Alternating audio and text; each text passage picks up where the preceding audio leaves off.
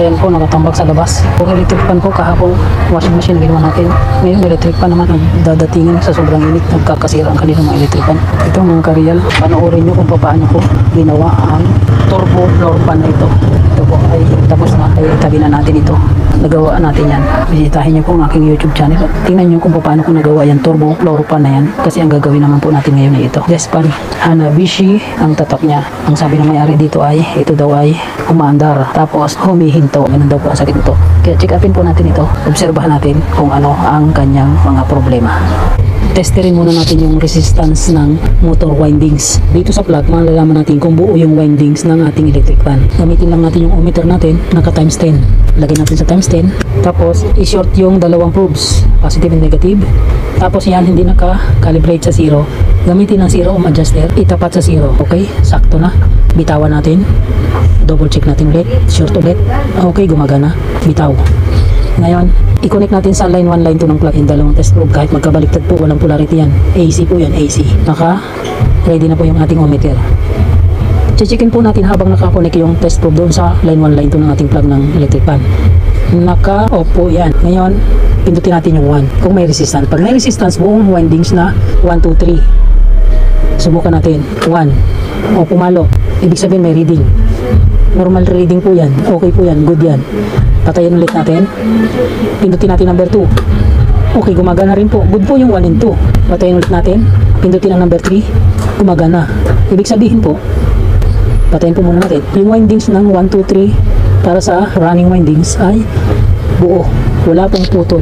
Kaya wala pong problema sa running windings. Para malaman kung buo yung buong windings, kasi hindi pa natin dito yung starting windings. Yung pinakang starting windings, malalaman natin kung buo yun sa loob ng motor. Doon sa dalawang paanong kapasitor. Doon natin checkin yun kung buo yung windings ng starting. Ngayon, ang na-check pa lang natin ay running windings ng 1, 2, 3 na speed windings na yan. Ang gagawin natin ngayon, isasaksak muna natin ito. Titingnan natin, i-checkin natin ang motor na ito kung gumagana siya, tapos bubuhay na mamatay. Saksak muna natin dito. Yan, nakasaksak na po siya. Obserbahan natin. Base sa mayari ay ito raw ay pahinto-hinto. Nakasaksak po yan sa outlet. Okay. Number 1. Ayan. Normal po yung pag-ikot. Pero medyo maingay. Maingay po yan. Oh, naririnig nyo? Maingay. Number 1 yan. Number 2. Okay, maingay. Yan. Number 3. Pagka ganyan, ang suspect po agad natin dyan ay bushing shafting. Okay, bushing shafting po ang suspect dyan dahil maingay yan. Kasi sabi, namamatay daw. Na tapos biglang gumagana ulit, namamatay. Yun daw po ang sakit nito. Pero naobserbahan natin, gumagana nga siya. Pero ito daw ay namamatay. Yan ang sakit niyan, sabi ng mayari. Pero nagkaroon na tayo ng suspect kasi dyan pa lang sa observation natin na yun ay yung shafting at bushing ang may problema. Bakit natin sinaksak, tinesting sa 220? Kasi pwede na po nating saksak sa 220 yun dahil tinesting po muna natin yung resistance niya. Pag normal ang resistance sa tester, pwede po nating testingin na isaksak. Hindi ko po ugali na hindi ko pa natin tester ay sinasaksak ko na kaagad sa outlet. Bago ko po isaksak yan, inuuna ko muna, tester muna ang windings. Kasi baka mamaya yan, pagdala ng may-ari, sinaksak agad natin at pinindot agad, yun pala pinakailaman na ng may-ari sa loob at nagkaroon ng short circuit. Yan ang mangyayari, puputok po ngayon yan, pak, ganon, di ba? Kaya ang ugali ko po ay tinetester ko po muna bago ko isaksak sa outlet kung sure na ako na walang short circuit sa loob. Baka lalo lumala pag sinasaksak ka agad, hindi pa natin tester. Okay, ganun po yun. Bunutin na muna, tapos paklasin muna natin to. Obserbahan natin yung kanyang shafting, kita ba? Yan, ito. Baklasin muna rin natin muna to. Kaya nakikita nyo yan. Ngayon gagawin natin dyan, obserbahan natin to kasi maingay. Tingnan natin kung maluwag. Pag maluwag ito, short ball na, shafting bushing. Ugain lang po natin to. Naku, napakaluwag po pala talaga. Ayan o, maluwag. Kumakalob. May alog, palitin po talaga to. Ganito, shafting bushing po ito. Sobrang luwag po pala. Kaya pala, humihinto dahil dito. Kasi good naman talaga yung windings niya. Yan o, nasikip siya o nasikip. Pag nasikip ng ganyan, nahinto siya. Uugong lang yan. Tapos pagka may time na lumuwag, iikot ulit siya. Kaya, posible nga yung sinasabi ng may-ari na ito ay umaandar, humihinto dahil dito sa shafting bushing. Okay, confirm po na ito po ang sira, shafting bushing. Buo na po yung winding nito kasi umiikot po eh. Kung papalitan po natin dito ay shafting at saka bushing. Yung capacitor po nito malakas pa dahil umiikot po ng malakas eh. Wala pong problema ang capacitor niya at saka yung starting windings. Okay na po yun kasi umiikot po ito. Kung sira po yung winding nito ng starting, uugong lang po yan. Ganon din po ang sakit. Ugong lang kung sira ang kapasitor. Ngayon, baklasin po natin at magpapalit po tayo ng shafting. Pagaling nito.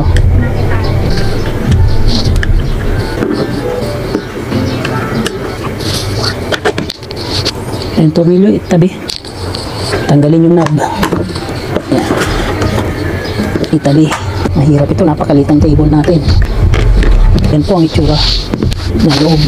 Ito po pala ay nagawa na. Hindi na po original ang motor ito. Ito po ay rewind na. Nagawa na po ito ng iba. Hindi na ito virgin. Natrabaho na ng iba. Ayan. Ayusin po natin yan. Tanggalin yung swing arm. Ibalik yung screw. Baka mawala. Tanggalin natin yung mga malaking tornilyo dito. Ginamit ng malaking screwdriver. Matigas. Pag matigas, huwag pilitin. Ito na ang baklasin sa leeg. Yung pinakang tornilyo sa neck. Hindi matanggal yung malaking tornilyo doon sa housing. Dito tayo magtanggal sa pinakang neck niya. Ingatan yan. Meron tayong iniingatan dyan. Panoorin yung iba kong video dahil nandun. Pinapakita ko doon kung paano ingatan yung mga parts dito na maliliit. Kunin yung pinakang spring kasi yan ay nalalaglag. Baka tumalsik. Yan. Tumalsik na nga. Ingatan yan. Ayan po. Yan. Yan, mabuti hindi lumayo. Dito lumaglag. Itabi po ito. Itong spring, tanggalin din po yan. Itabi isama doon. Yung mga tornilyo, itabi yan. Para hindi kalaglag mawala. Tapos ito, yan nalaglag na yan. Yan lagi ang iingatan. Dito po yan nakakabit. Yan. Itabi rin yan sama doon. Okay, wala na. Okay na yan. Yung pinakang nakadikit, okay na yan doon. Hindi na natin tatanggalin kasi matigas. Ngayon, dito na tayo. Ligo-ligo ng langis. Yan, tumutulo pa. Sobrang ligo sa langis. Nalulunod din po yan. Yan o. Yan yung mga delikado. Naiipit ng mga wire. Ayan. Obserbahan natin yan, mga ganyan. Delikado yan. Mamaya, balutan natin yan ng tape bago ibalik. Baklasin na po natin ito. Kasi papalitan po natin ang bushing shafting. Panoorin nyo po ito hanggang sa huli kasi obserbahan natin mamaya kung siya ay hihinto-hinto pa rin. Trabahuhin natin ito ng pulido. Yung taon ang bibilangin bago masira ulit kasi pag matitibay po ang gawa natin, dumadami ang ating customer.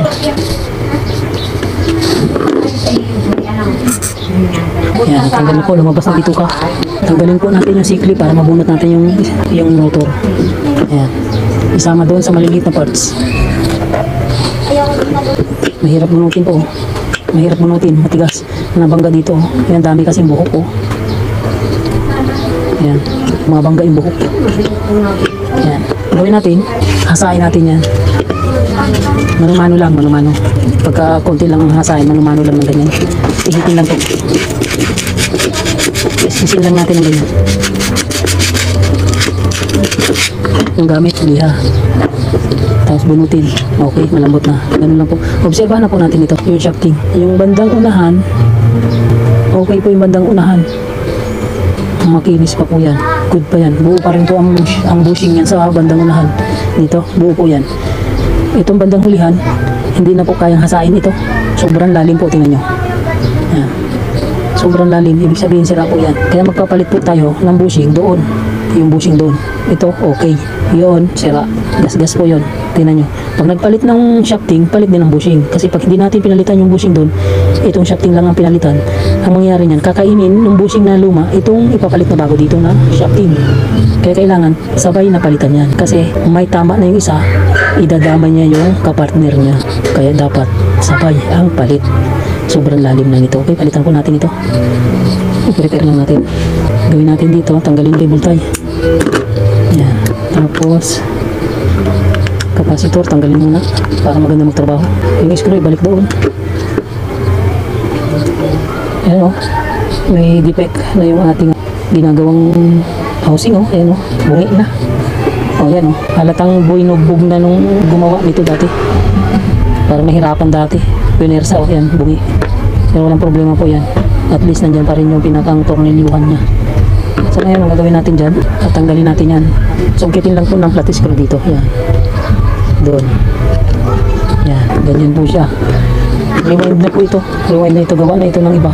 Kumbaga, bumigay na lang yung shafting at bushing. Kaya tayo ngayon ang gagawa. Para sa safe, laging pag ibababa itong stator, nakababa sa basahan. Ito yung basahan. Lagyan ng basahan lagi. Kasi ito papalitan natin. Kunin natin yung spacer na yan. Itabi. Yung magagamit pa yan. Ibig sabihin, magpapalit tayo nito. Maiksi ang clearance ng wire. Nahihirapan tayo magtanggal ng ano, shafting lahat kasi matigas eh. Tanggalin na natin ito. Housing na front. Ayun, natanggal na. Lumambot na. Para hindi tayo nahihirapan. Yan. Ayun, natanggal na po natin ito. Itabi yan. Good naman yun. Ito, itabi natin din ito. Tornilyo. Yan, ngayon. Ito, ganyan siya. Itatabi lang yan dyan. Uunahin natin palitan itong bushing. Malaki ang kawang. Masusungkit natin ng flat screwdriver yan. Sungkitin lang po ng ganyan. Madali lang po magpalit niyan. Yan, tanggal na po. Yan, dito. Pagka ganyan, nadideform, ayusin lang po ulit. Yan, okay na yan, itabi lang. Tapos ito yung flower niya. Itabi din, isama doon sa takip ng bushing. Tapos kunin natin yung bushing. Ito yung bushing. Yan, gas-gas na po yan. Papalitan po natin yan ng bago. Ito po, kukuha tayo dito ng bagong bushing. Ito po, bagong bushing. Kaya mapapansin nyo, yung pinakang foam niya, tingnan natin kung pwede pa. Wala na, durog na yung foam. Papalitan po natin yung foam na yan. Tanggalin natin yan. Linisin lang yan, linisin. Papalitan po natin ang foam. Yan. Gagawin natin. Ito yung bago. Ilalagay na natin doon yung bago. Yan. Tapos, alagay natin siya ng foam. Ito po yung bagong foam. Ilagay po natin doon. Bagong foam. Yan po ang nag-absorb ng langis. I-hold nyo po yung langis dyan para yung bushing ay hindi natutuyuan. Ngayon, ibalik na po natin yung, mamaya na po lalagyan ng langis yan. Pag malapit na matapos, ibabalik na yung shafting bushing na bago. Hindi po ako naglalagay kaagad kasi mabasa sa kamay. Dapat ganyan lang tuyo. Ang paglagay po ng nito, flower, nakaganyan po. Pag nakataw po ng ganon, mali po yun. Madidisalign po yun. Ganyan po dapat. Nakakihaya. Yan. Ilagay lang ng ganyan. Tapos ito, ibalik lang ng ganyan. Yung takip.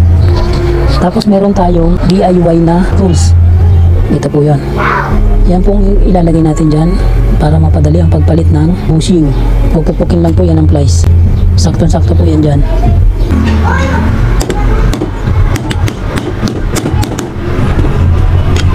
Yan po, ganun lang po kabilis ang paglagay. Okay na po, gamit po yung DIY tools natin para mapadali yung pagpalit ng bushing.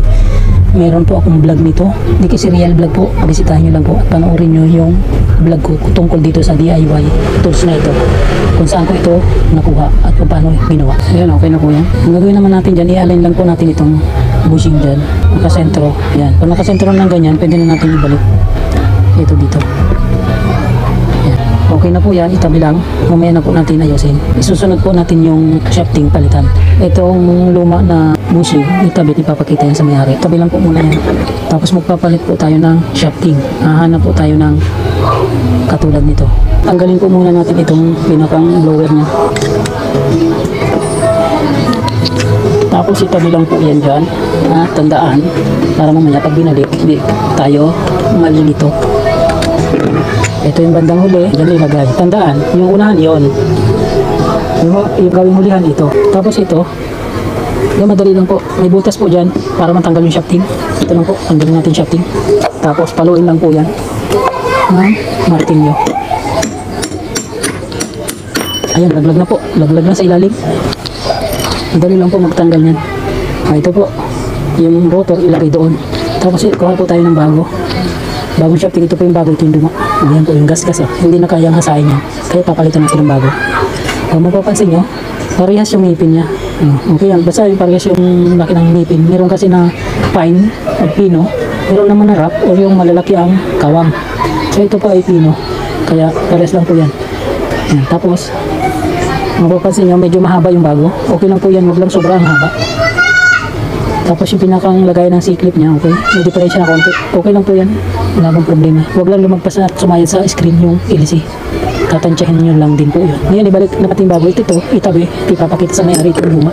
Tapos ito po, ganyan lang tayo kanina. So ito yung pinalo natin papasok. Ito yung ipapasok natin dito. Ganyan. Yan, ganyan. Tapos pupukin lang po ang martilyo dito. Yan, ganyan lang po. Tapos pwede pong itusok ulit doon. Yan. Tapos, ganyan na siya. Ang gagawin natin, para malaman natin kung sakto na siya, kukunin natin yung stator ito. Tapos, susukatin na natin kung okay na siya. Ganito po pagsukat. Itatapat lang po yung rotor dito sa pinakang core ng stator. Ito po yung stator, ito yung core. Magkatapat po siya. Parehas po ang sukat ng gitna ng rotor doon sa stator. Sukat na sukat po yan. Kailangan nakatapat po ng ganyan. Tapos, babaliin po natin at doon itatapat po doon. So, ibig sabihin kulang pa po yan. Maiksi pa po yan. Dapat doon po tatapat sa dulo na yun. Ayan. Kaya medyo paluin pa po natin. Kasi bitin pa. Dagdagan lang ng palo. Ganito. Ayan. Dinagdagan natin. Tapos sukatin lang natin. Ganun po ang pag-balance lang. Madali lang po ang pag-balance ng shafting. Ito. Ganyan na po siya. Baliin natin para tumapat dito. Ayan. Ayun. Pwede na po yun. Ayan. Okay na po yan. Ayan. Tapat na yan. Okay na po yun. Ganyan po ang tayo. Shoot na shoot po yan. Kahit ipasok niyo po doon, okay na po yan. Tapos ito, ibabalik po natin dito. Yung pinakang spacer. Yan, ganito. Tapos sukatin na po natin doon. Kung tatapat, ganyan po ang tapat sa ilalim. Dito. Yan. Silipin natin kung sakto doon. Okay. Okay, pwede na po yun. Pero kulang po yan. Lalagyan po yan natin ng spacer. Yan, spacer na yan. Ilagay natin po doon. Yan. Isang spacer lang po, okay na yun. Tapos ilagay natin doon. Kasi nagpalit tayo ng bushing doon sa pinakang gawing hulihan ng ating housing. Yan. Tapos ngayon, sakto na po yan. Sakto. Ibalik na po natin itong blower dito sa bandang unahan. Ito. Yan. Ibalik po. Tapos may spacer na isa. Ito. Ilagay po natin yan dyan. Tapos, sukatin po natin yung housing dito sa gawing unahan. Ito. Ibalik lang po yan. Para masukat natin kung sakto na siya. Tapos titingnan natin kung may clearance na siya. Bubunot-bunutin natin. Dapat may play. Okay, meron po. Meron po. Sakto po yun. Okay na po yung clearance na yun. Tapos pag inalog po natin, kanina kasi maluwag yan. Kaliwa kanan, maluwag. Taas baba, maluwag. Kanina. Pero ngayon, sikip na po. Okay na po yan. Kaya gagawin natin, bubunutin po ulit natin. At ngayon natin lalagyan niya ng langis. Kasi ipipix na natin yan dyan. Ganun lang po ang pagpalit ng shafting at saka bushing. Lagyan ng langis yan, gawing hulihan para ma-absorb nung nilagay natin na foam yung langis at laging basa siya kasi i-hold ng foam yung langis para laging madulas. Yan, tamang basa lang. Tapos ngayon, inalagay na natin itong rotor. Yan. Yan, di ba? Ang lamot na. Kanina, tigas-tigas niyan. Kasi napalitan na natin yung bushing at saka shafting yan. Bago na yan. So, ngayon, ito naman ang ating lalangisan. Yung front housing. Ito. Tamang langis lang din po yan. Huwag masyadong paligo sa langis. Baka malunod. Okay? Hindi pwede magkamali ng lagay. Makikita nyo, ito, yung lagayan ng tornilyo, dapat nasa gawing ilalim. Tapos ito, mayroong lagayan ng swing knob. Ito, para sa swing, dapat nakaibabaw yan. Kaya yung nasa ilalim na lagayan ng tornilyo, ipailalim ng ganun at ipasok dito. Tandaan po yung tayo. Kaya mahalaga yung pagbaklas ay natandaan. Yan yung pinakang lagayan ng swing knob. Ito yung front. Di ba wala na dito yung tornilyo, nasa ilalim po yun. Yan. Nakuha para hindi po kayo nagkakamali. Hindi pwedeng po kung saan lang magdodoble ang trabaho nyo, paulit-ulit po kayo ng trabaho nyan. Kailan pag sinalpak, sure na. Katulad nung pag sinaksak mo, kailangan gumagana na to. Ganoon. Malinaw. Tornilyo na po natin ito. Ang pagtornilyo po nagsisimula sa likod. Papunta sa unahan ng harap ng tornilyo. Ito. Sa likod ang pasok. Doon ang labas sa unahan. Ganyan. Tapos yung kabila. Katapat. Doon sa kabila. Kasunod na lalagyan. Tapatan lang yan. Tapos pangatlo dito. Okay. Lagyan yung pang-apat sa katapat ng pangatlo. Higpitan ng lahat. Sabay-sabay na yung higpitan yan para sabay ang higpit. Tapatan din ang paghigpit niyan. Kung saan pinihit yung sa katapat din, sasabayan ng pihit. Yan. Okay na po yan. Pagka ganyan ay kabit na, pihitin natin. Matigas. Ayaw umikot. Anong gagawin? I-reset po natin yung shafting bushing. Paano mag-reset? Papaluin po natin ang martilyo dito kahit plies pwede na. Dito lang po, tigta tatlo. 1, 2, 3. 1, 2, 3. Yan. Yan, malambot na po yan. Umiikot na. Freewheeling na po yan. Ganun lang po ang pag-reset. Pwede rin dito pinapalo. Dito. Magaan lang pamalo dyan para hindi masyadong malog. Okay? Okay, malambot na po yan. Pero hindi po basta-basta nagpapalo dito. Dito talaga ako nagpapalo. 1, 2, 3. 1, 2, 3. Dyan. Napakalambot na po yan. Oh. Yan. Ang lambot na po yan. Okay. Ngayon, ipipix na po natin ito. Yung mga kareal. Nakikita niyo ba kung paano ang wiring na ginawa nung gumawa nitong una? Ganyan po. Hindi maganda ang pagkaka-wiring po niyan. Sala-salabat po ang wiring. Hindi po ganyan ako gumawa. Dapat binabalot po yan. Binibigkis yan, isang bigkis lang. Para hindi nangangalat. Yan ang sabog-sabog. Tignan niyo po. Yan o. Kaya pag naiipit, yan, naiipit o. Ito. Tignan niyo po, naiipit. Kasi po kawang-kawang.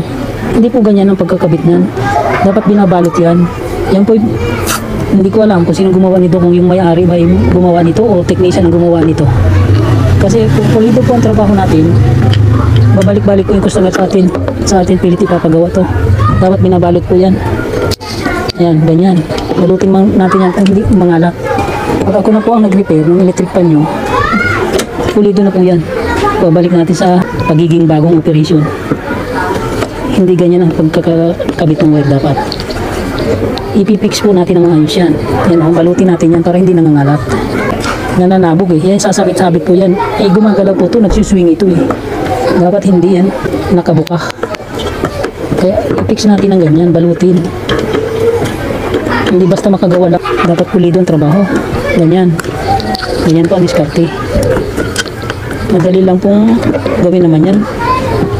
Tsaka kasama na sa bayad yan. Kaya puliduhin na natin trabaho. Yung hindi tayo mapapahiya na isang araw hanggang 2 linggo babalik at sira na naman ang gawa natin. Kailangan pulidong gawa. Fix natin ito. Di ba? Ganyan. Oh, na malinis. Kaya nakapabalot ng ganyan. Hindi na natin tatanggalin. Balutan na lang natin kasi napakaraming i-wiring pa niyan. Okay na yung ganyan. Hindi naman nanabog yan. Kanina naipit kasi kawang-kawang siya. I-fix natin yan hanggang doon. So, ang dami pati ng langis na nitong nilagay. Pinaliguan na ng langis ito eh. Dapat hindi nililiguan ng langis ang makina o yung motor. Okay, unahin po muna natin ibalik ito. Itong pinakang neck. Ilagay na yung mga parts na tinanggal kanina. Unahin itong spring. Ayan, spring. Tapos ito, dito. Ayan. Tapos yung pinakang ito, yung lock doon sa patingala-tingala niya. Ayan. Fix natin ito dito. Balik na. Ilagay na yung bolt. Okay. Kabit na yung neck. Ngayon, gagawin natin, isusunod natin itong pinaka-motor. Ayan. Ayan, swing arm, nakaganyan. Tapos ito, yung pinaka-tornilyo niya, dito. Isuot yan dyan. Tapos ito, isalo doon sa ilalim ng ganun. Ayan, nakasalot siya doon. Tapos, ilagay ito. Pihitin na. Pero maginhawang trabaho, ituwarik. Ayan, nakatuwarik. Para magandang trabaho. Ayan, pihitin. Ayan. Diba? Ayan. Okay, nagsiswing na. Ayan, nagsiswing. Okay na yan, may play. Isunod na natin yung swing arm.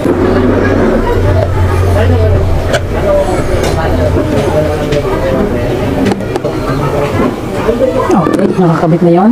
Ilagay naman natin yung capacitor dito. I-fix na rin natin yung capacitor dito sa ibabaw.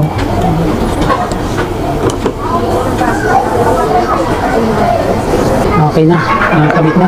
Ngayon, ang gagawin natin dyan, nakakabit na lahat yung mga parts ng motor. Ang kulang na lang dyan na yung LC. Ang gagawin natin, bago lagay yung LC, testingin muna natin yan. Tingnan natin kung may nabago sa windings. Baka kasi karoon ng short circuit, i-double check natin yung resistance niya. Okay, tester times 10. Tingnan natin. Ayan, pumalo po. Naka-calibrated na po sa 0. Kaya titingnan natin sa plug kung may nabago. Baka kasi naging shorted. Kung normal ang reading yan, okay na yan. Pinutin natin yung 1. Ito yung 1. Ayan, okay, gumana. Normal po yan. Patayin. Number 2. Gumana. Okay, normal po yan. Number 3. Okay, gumana. Patayin. Okay na po yan. Good po yan. Tapos alamin natin kung grounded siya, ganito. Dati yung ginagawa natin naka ganito. Tapos nakapindot sa 3. Kahit alin po sa 1, 2, 3 ang pindutin, isa lang. Tapos 8 times 10k po natin ito. Ilipat natin naka times 10, ilipat sa times 10k. Yan, tapos ito, hawakan ng daliri. Yan, nakailapat yung daliri dyan. Para malaman kung grounded yung pinakang kaha. Ayan o. Kasi magiging grounded po yan pag hinawakan natin dito. Ayan o.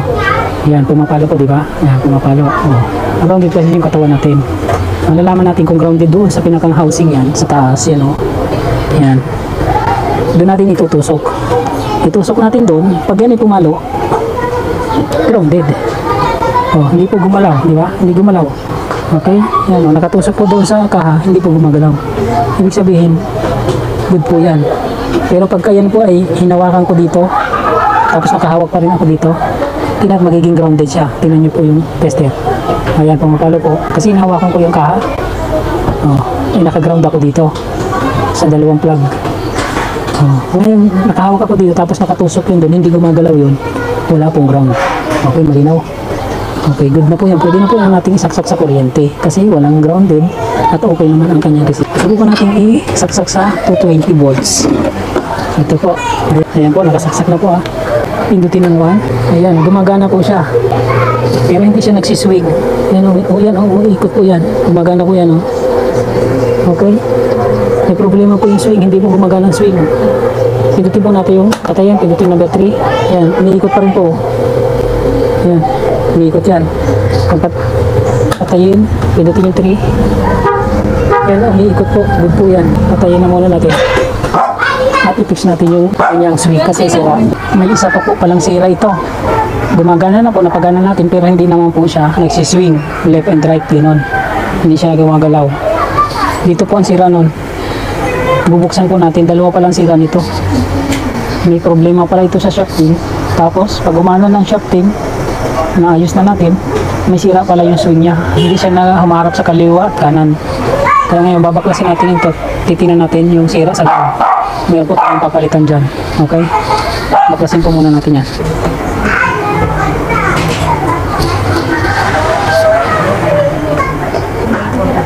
Yan, tanggalin po natin takip. Tapos itabi. Tingnan natin kung bakit siya hindi gumagana. Ayan po. Pihitin natin yung shafting doon. Tapos tingnan natin dito. Dito ba? Ano na ba? Madilim. Pakahina ng ating camera. Dito po yan, nagre-release. Finger na to. Tingnan natin kung bakit siya nagre-release. Baka wala na siyang spring. Tingnan natin. Okay, may spring naman. May spring naman siya. Okay ang spring. Ang problema niya, ito. Kaya hindi siya nagsiswing. Hindi siya nagkakaliwa kanan. Ibaba muna natin yung kanyang ano doon. Yan. May bearing. Tingnan nyo. Yan po. Gastado na po yan. Palitan po natin yan. Kuha tayo ng pyesa ng pamalit. Nakita nyo to? Ito po ang ilalagay natin. Yan. Ito na po ang ilalagay natin doon. Papalitan na po natin ito. Ito po yung luma. Papalitan po natin sa sobrang gasgas niyan. Papalitan po natin ito. Second hand yan. Yan po ang ikabit natin doon. Palit lang po natin yan dyan. Yan ang i-shop natin dyan. Yan. Tapos, itakip na natin yan dyan. Kasi kaya hindi yan nagsiswing. Yan ang sira.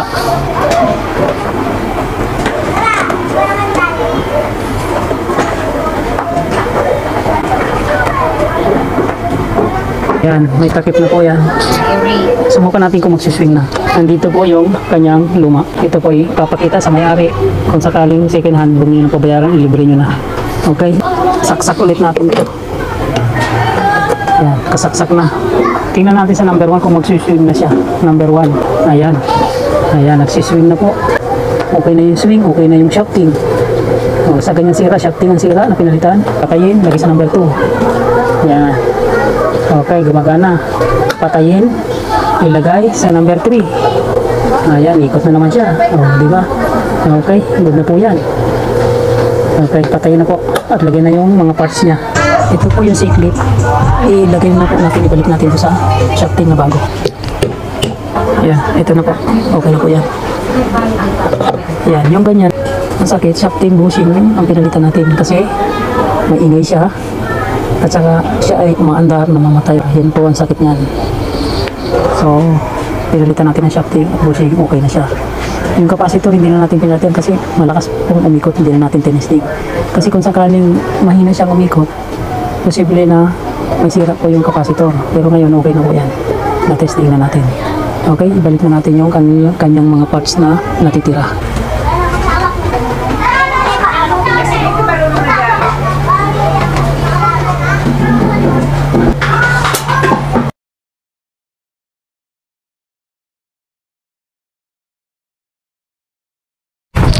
Okay na po yan mga kariyan. Maraming salamat po sa aking mga subscribers, sa inyong walang sawang pagsuporta sa aking mga video. Ganun din po sa mga bagong magsusubscribe pa lang. Welcome po kayo sa aking munting channel. Huwag niyo pong kalimutang i-like, i-subscribe kung bago lang kayo. At pakihit na lang po ng notification bell kasi marami pa tayong gagawing mga video.